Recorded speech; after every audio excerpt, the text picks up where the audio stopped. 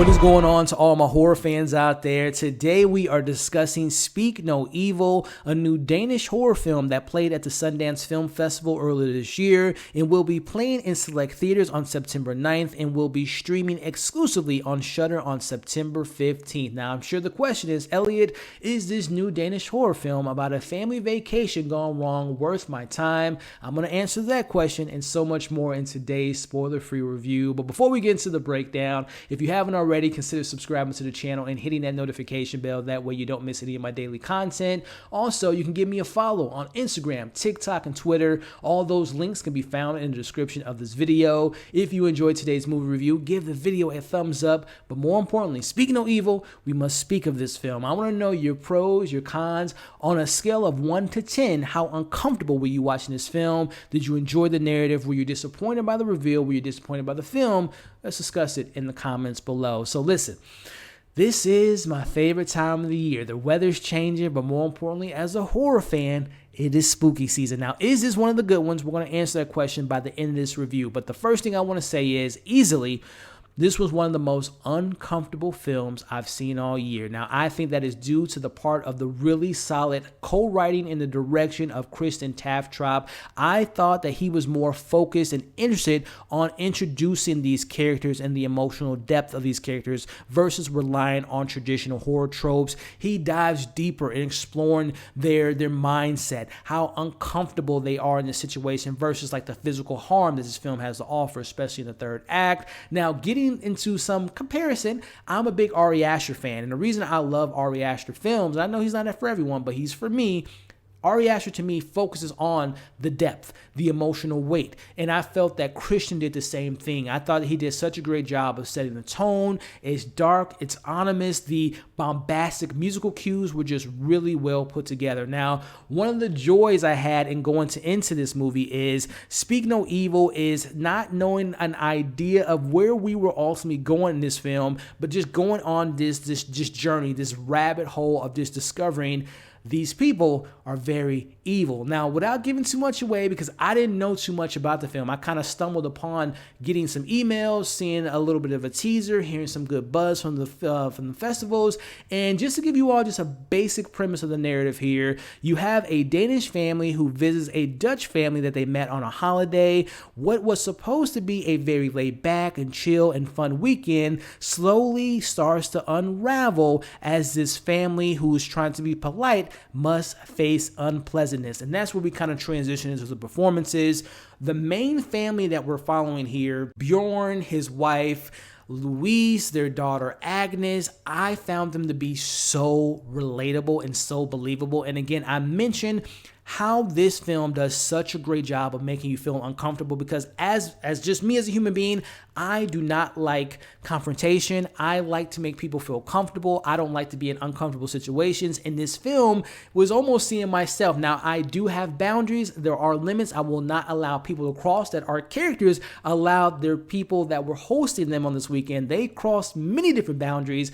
But again, the relatability factor of just putting yourself in a situation where you're like, okay, I'm at their house. This is their rules. This is how they live life. And you don't want to be judgmental. But again, it's when you don't want to be judgmental that you allow people to cross a boundary. And that's where the more satirical elements of this film, I don't want to call it a comedy, but it definitely kind of has some levity, because again, as I'm watching this film, I'm saying to myself, oh, hell no would I allow someone to say that, to do this, to interact with my child in that way. There are so many moments in this film where I'm just finding myself to be so engaged, because I'm just like, this is just, again, relatable, but also you're like, want to shake the characters in the screen and being like, listen, can you not see the cues that these people are doing some very sinister things? So again, the performances were very believable from our main cast. The entire cast is great, but again, the husband, Bjorn, and his wife, Louise, I thought were the highlights as far as just like being so believable in the uncomfortableness that they found themselves in. So performances were really solid across the board. But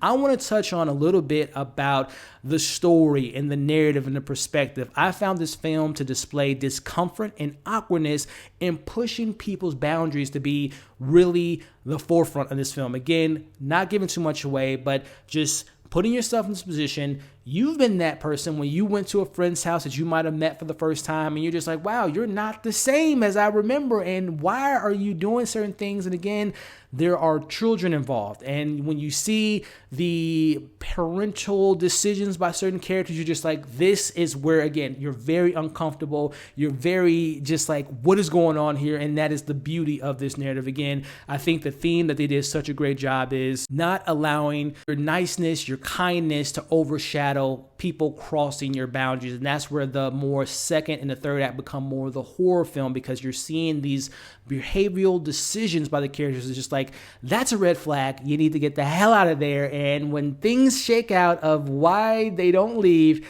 it's very interesting. So getting into some of my criticisms, I will say the first half and the second half to me were the strongest points. The build up, the setup. It's a slow burn. I know it's not going to work for everyone, but it really kind of kept me invested as far as just, again, the development, the depths, the characters' decisions, the emotional resonance. That to me was where the film was at its best. But unfortunately, when we transition into the third act and we get into the more horrific elements of the big reveal, to me, unfortunately, it didn't work for me because it felt rushed, and it also made me think of when you get the reveal, I started to poke holes in the logic. Like, wait a minute. After a while, because this film isn't a period piece, this is in modern times, there's cell phones, there's computers. The logic to me of when you get the reveal of the sinister nature of what these characters are doing, I'm just like, I don't know how. Now, I know that stuff like this happens in the real world, don't get me wrong, but when you see the scale of it all, you're just like, I don't know how much longer they would have been able to do certain things. And I'll just kind of leave it at that. But the biggest thing to me is the third act just feels extremely rushed. Like they sprinted to the finish line, and I thought the conclusion just wasn't as satisfying to me. And also, the characters start to make convenient choices for the sake of the plot versus logical choices that they would have made as human beings. So that's kind of my biggest criticism, is I thought the third act wasn't as satisfying as the first and the second half. And the setup was there, but the payoff just didn't pay off for me. So overall, should you watch Speak No Evil when it comes to select theaters and when it comes exclusively streaming on Shudder? I say yes. I'm going to give this film a 3.5 out of 5. Again, just to warn you all, it's a slow burn. It is a satirical kind of comedy. It is very uncomfortable, very unpleasant things happens. But again, to me, the ending just wasn't as satisfying, but it's still something I think you all should give it a watch. And when you do, I want to know your thoughts in the comments. What worked? What didn't work? How uncomfortable were you? Again, on a scale of 1 to 10, I was at a 10 for most of this film. And how did you all feel about the reveal? Let's talk about that in the comment section. If you stuck around to this point in the video, I can't thank you enough. Before you all leave, make sure to like, share, comment, subscribe to the channel if you haven't already, and hit that notification bell. You all have been awesome. Hope you're staying safe. Click this button to join the community. Check out my other reviews for this past year, and also check out my most recent breakdown. Hope you all are staying safe, and we'll catch you on the next video.